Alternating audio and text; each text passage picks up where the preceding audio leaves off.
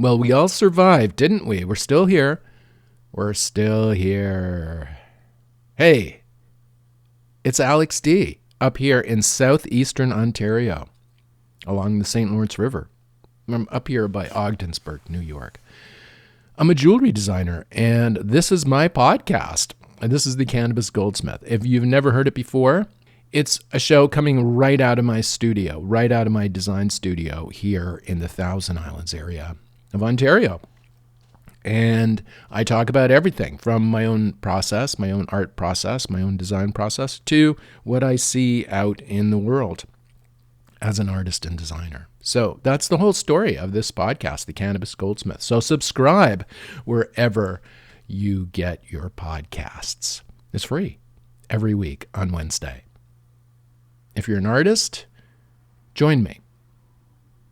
Anyway, here's the show. This is a show about jewelry, why we wear it, why it matters, how it's made, and what it means. I'm Alex D, and I turn cannabis into gold. I make mind-blowing jewelry in gold, silver, and platinum from cannabis plants here in Canada for stage, screen, for people who want to rock crazy jewelry. I'm the Cannabis Goldsmith.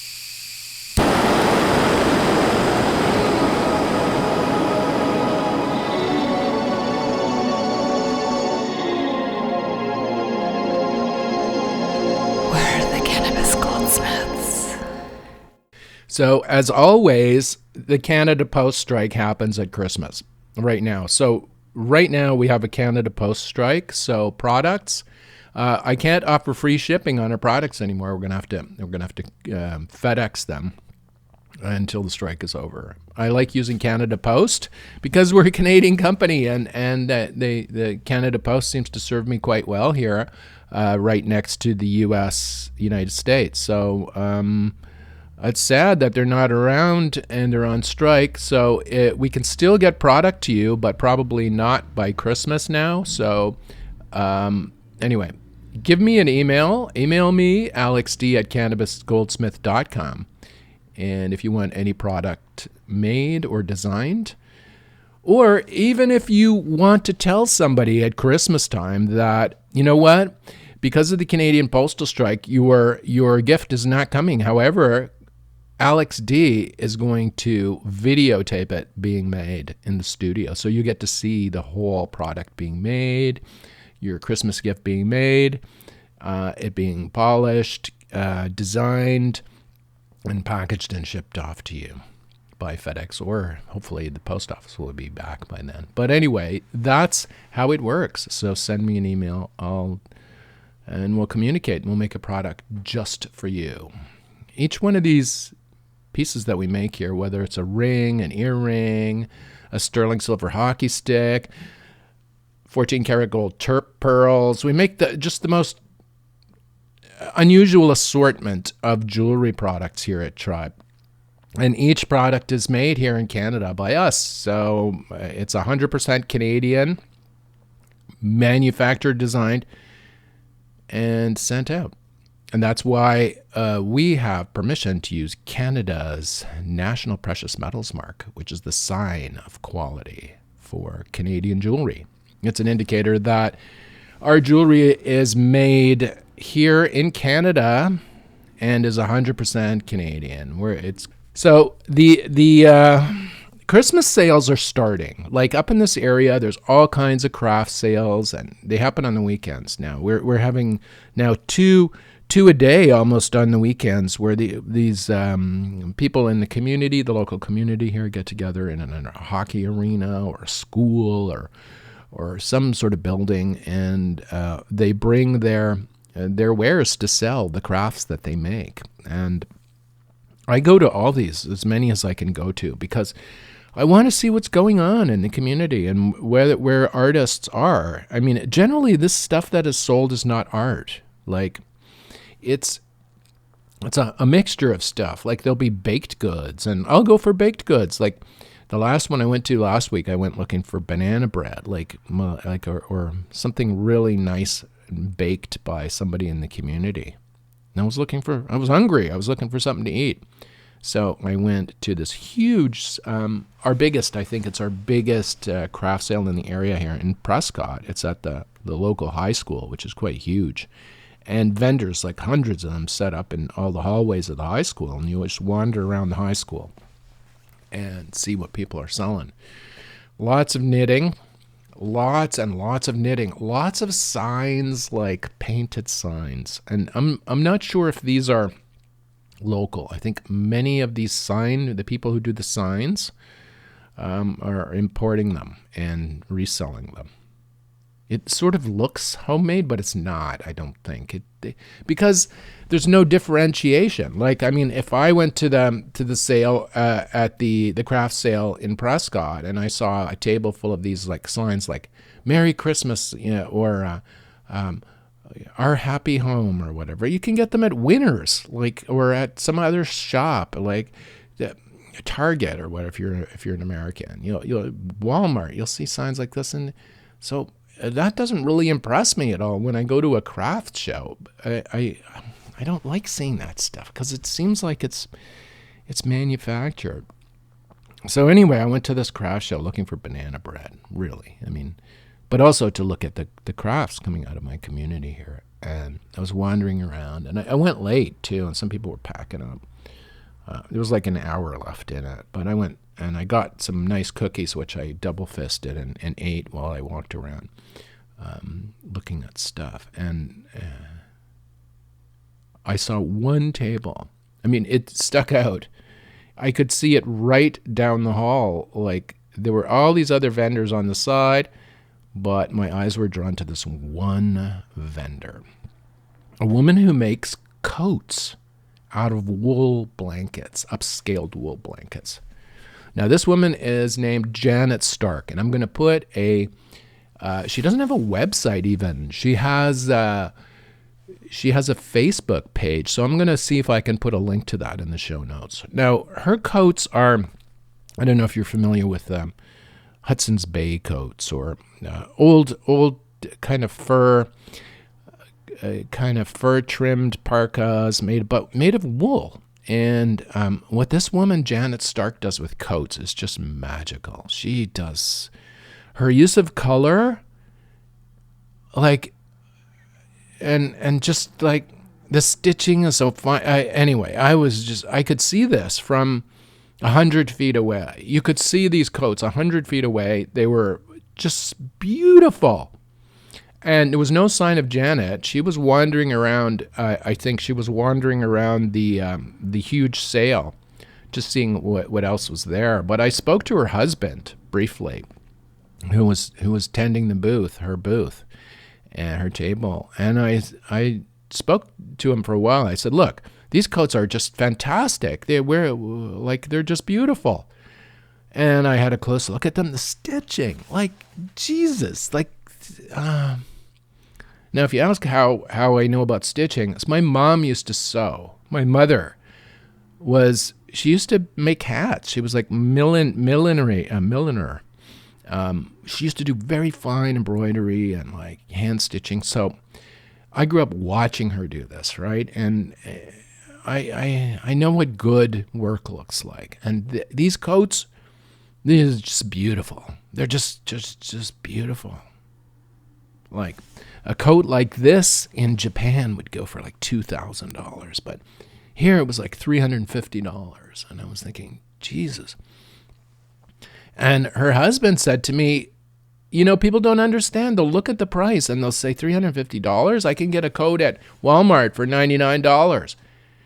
And he looked sad, and I said, yes, people think like this. They're so used to buying garbage that they've lost the appreciation of quality work and of beauty and of handmade, the handmade feeling, the handmade quality. Like he was saying, people have these coats, they have them for 20, 30 years. Like they don't break and you have to throw them in the garbage after the first year. They last, right? And they're warm because they're designed here in southeastern Ontario, and they're made to be worn in this weather. I was looking at these coats, talking to the husband, and I was thinking, geez, these are just beautiful. And I said to him, somebody like me is going to come by who understands the beauty and the value of these coats and buy one. Now, I would have bought one if there was a man's coat there that I liked. I would have bought it immediately. But I saw mostly women's coats there. I think it was all women's coats when I got there. I arrived late anyway. But anyway, Janet sells her products through this Facebook page, which I will put up. And you have to see the work. It's just good. It made my day. It made my week when I saw the bright colors, the fir tree themes, all upcycled, all high quality, all beautiful colors, all nice work, all nicely tailored. Everything about these products is fantastic. So Janet, hats off to you. Raise your prices and sell overseas. That's what you should be doing. You need to maybe partner with somebody who can get your pieces into a space where people will understand what they are. I don't know how that would be done, but I'm trying to think now. Let me think. Maybe there might be ways to do it. My brain is just working here. If I was Janet, what I would do is I would contact maybe some kind of Ontario craft people, like to see if you can get the coat to Japan. Now, what I would do, this government's fucked, but I would write to the heritage minister of the next government, and I would say, look, I make these beautiful coats in Kemptville, Ontario, and I need your help in getting them to Japan. I want to do a display in the Canadian consulate in Japan, somewhere in Tokyo. I want my coats in the lobby. That's what I want. Can you help me? And Rachel, who I think is going to be the next next heritage minister, I mean, if she has any sense to her, she'll make that happen, because it's not going to cost the government anything to do, and it'll showcase these just incredible coats coming out of Ontario, and hopefully sell some for Janet. See, that's the kind of crafty, creative stuff you have to do if you're an artist making unique products that would appeal to people around the world, but don't necessarily appeal to your local market, or they're not a good product market fit with your local market. Like, Janet's coats are amazing, but I can't see many people around here wearing them because they wear plaid, or they wear just like this. This is a farmy type community here, but a coat like this would rock New York or Tokyo or Europe. Fuck, in London. Jesus, these would just kill in London. They're just so good. So anyway, that's what I would do if I was Janet. And come to think of it, that's what I'm going to do with my own product. It's like, look, I want to get my products visible in other parts of the world. I know we have trade groups and stuff in Canada where you're supposed to go through with some kind of trade group or whatever. But these are art products, so it's different. This is not like coal or fucking uranium or corn or whatever. These are art products. So I would leverage the government's place, or their real estate in other countries to help promote these products. That's what I would do, and that's what I might do with my own products going next year. Is I might try and our international markets are where the money is for us, and I'm sure on other high end, beautifully made products. So. I'm going to try some non-traditional stuff. But for a coat like that, see, Janet probably needs a website, but this is the problem with the designer, with a sole designer. You have to be a jack of all trades. Somebody who's really good at jewelry design, or who's really, really exceptional at sewing or millinery or anything, is probably not so good at marketing, or not so good at web page building. And frankly, doesn't have the time. It defocuses them from the actual work. And that's a real dilemma for artists. That's the push-pullness of art and design, is that you get defocused and you get distracted by other shit, right? I know I just did my books. Like, my accountant was saying, send me your books, get on it. Like, this is the last thing I want to do. I don't want to do books. I want to do design. I want to make beautiful products. I want to take beautiful video and photography. I want to promote our products to the world. I want to promote Canadian, beautiful Canadian design to the world. Like, why should I not do this? And see, already my mind goes away from the bookkeeping into this other thing. I get my back up about the bookkeeping. And the reason I hired an accountant was to stop the worry from this shit, right? Because I hated my whole life I hated doing books and that kind of stuff. I fucking hate it, right? But I did my whole life, and then when I could afford it, I got an accountant. So he's gnawing on me now. He's saying, dude, send me the books. So anyway, I thought, I was like a month behind or a couple months behind, but not serious. But still, I want to be perfectly on time, right? So this is on me. So it's kind of daunting. And the reason why people don't do books is they think it's horrible, and it is. But it's not as bad as you think. And this huge boulder in front of me that I thought was the books didn't take very much time at all to sort out. So he's getting all that shit today from me. The accountant's getting it all because it's all up to date now. So there. But it wasn't as bad as I thought. But at the same time, it defocused me from design work. So somebody who's a solo designer might not be the best web page builder, or might not be the best marketer, or doing international trade deals or whatever. This is the problem of being a solitary designer. But our work is no less important than some big corporation. And I would suggest that our work is even more important because it brings the art and the culture of our country to other countries, and the beauty of our design. I'm just so grateful that I saw Janet's coats. It's I can't go on enough about him, really. All right, if you're wondering what's happened with Prince Harry, my red squirrel, he's still there. He's still in. Oh, fuck. I've tried everything. I've tried everything. I've tried wire, special wire. These animals are so small they can fit into your house in a tiny crack. So, I've sealed up all the cracks as everywhere I can find. I've been pounding on the walls every so often. He's quiet now, which is great. But he's there. And if you hear any scratching or gnawing, that's him. Now, I even went to Canadian Tire and got coyote urine, which I sprayed around, not in the house, mind you, but on the outside of the house. So it still smells pretty good in here, but outside, I suspect it smells like coyotes.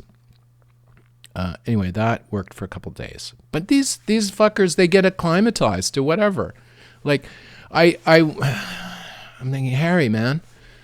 I contacted a pest control company and told them about the squirrel, and this pest control company in the area is really good. They've helped me before with bees and like carpenter ants and other shit. But squirrel, not so. I don't think they're so excited in trying to get rid of a squirrel because they know that they might be outsmarted by this squirrel, Prince Harry, who sits up in a tree and looks at me and chitters like fuck you, he's saying to me. I think that's what he's saying. Anyway, I was doing research on what the fuck are a red squirrel saying. Maybe I can record some of these tones and then play it back. They don't like the disc. They're acclimatized to the disco now. I'm playing huge jungle and disco at full blast in the house during the day, and now he's accustomed to it. So he's probably in there dancing between the the sheetrock in the walls. He's like, you can hear him partying in there. So like, what the fuck? Like,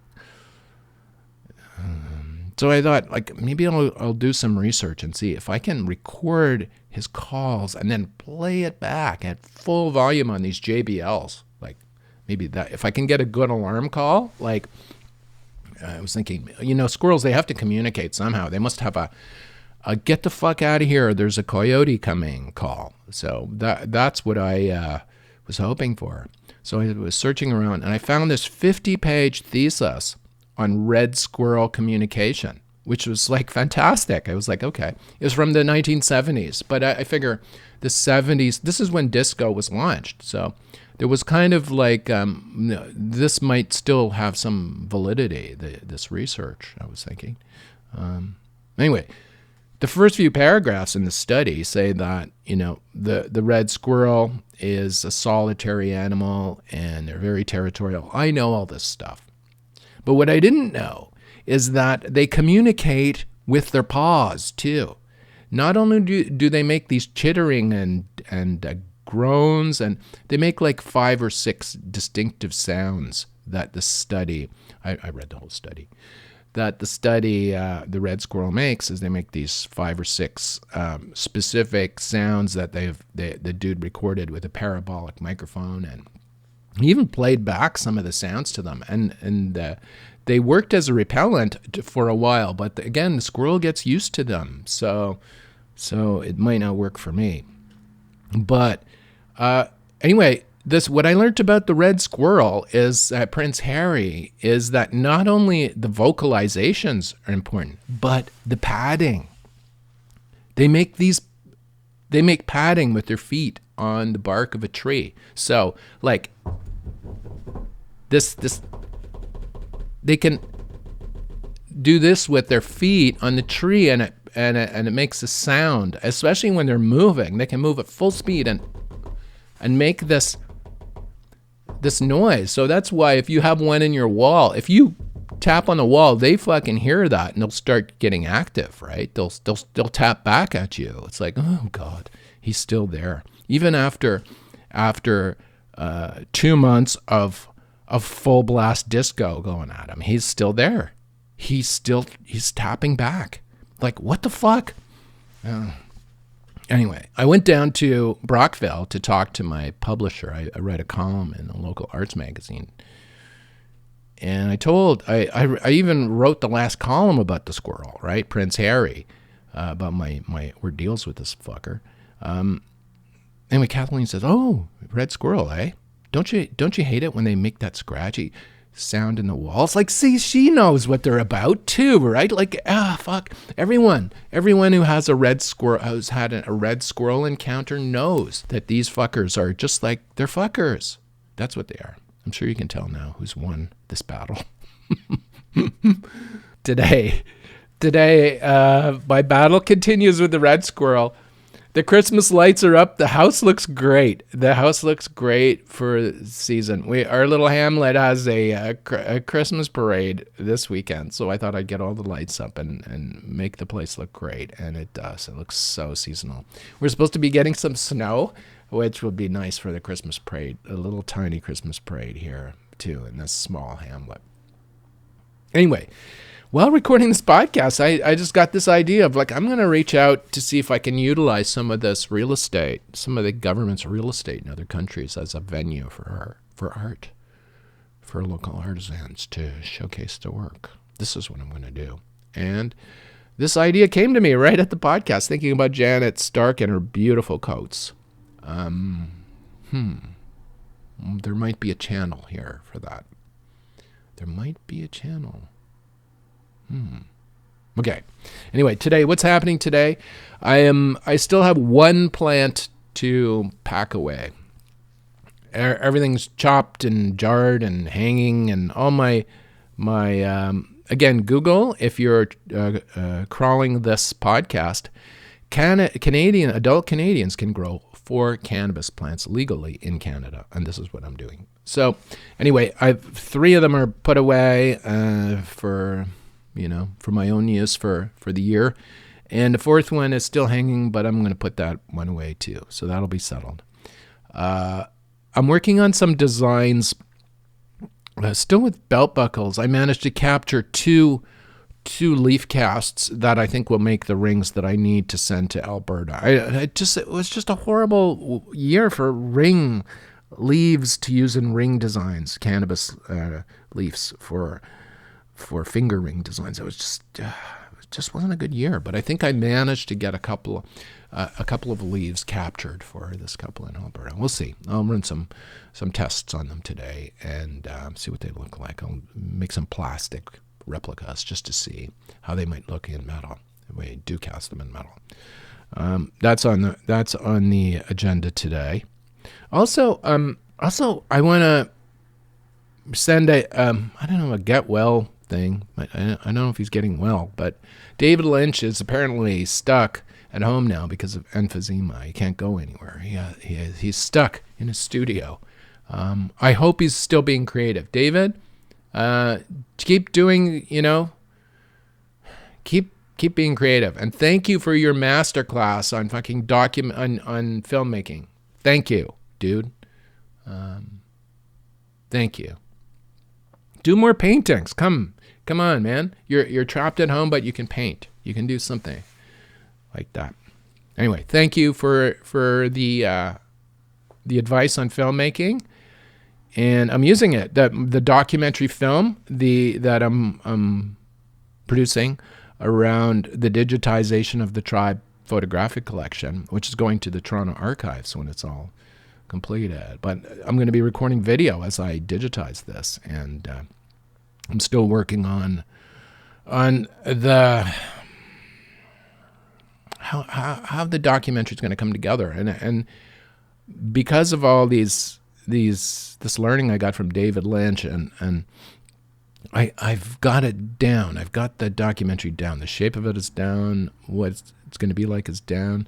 Slowly putting the music. I've got a short list of the music that's going to be on the documentary together. The artists that I want. I'm going to be approaching them soon to see if they'll provide music for this documentary film. I'm having some issues with Nikon though, because I'm going to be shooting this on a Nikon Z8, and it turns out that Nikon, the Z8 doesn't allow you to monitor live video for some reason. By default, it doesn't. I can't. This is a note to Nikon. Nikon, your Z8 camera should be able to display live video like the D850 camera does. There should be no complications to get a live video on an external monitor. There should be no problems with this. Fix it. Nikon, fix it so that when you plug an HDMI cable into the Z8 camera that you can get an image on an external monitor. Right now, there seems to be no way to do this. I've searched the web. I've tried the Nikonians forum, which is this excellent forum for people who use Nikon products, the Nikonians forum. I've asked them. They don't know. There's people there on the Z8 forum that have no idea. Nikon, sort this out. If you're advertising products that are supposed to be good for video, you should be able to monitor the video easily off the camera on an external monitor. Fix that, okay? Please. Thank you. Anyway, that's it for me this week. You could tell I was a little bit upset at Nikon there. Well, rightfully so. They should make this easier. Fuck. When you spend that much on a camera, you shouldn't have to fight with it in order for it to work. Anyway, that's it. Never blame the tools, I say. Anyway, Janice Stark, you're an amazing designer. And if you're looking for a beautiful, beautiful wool jacket that just speaks Canada, that just says Canada, look for her coats and get one for yourself. All right. I'm almost up at 100 episodes. This is hard to believe, isn't it? 100. When I first started this, I didn't think I could do 5, and then I couldn't do 20, couldn't do 50. I'm getting up to 100. That's crazy. That's amazing, isn't it?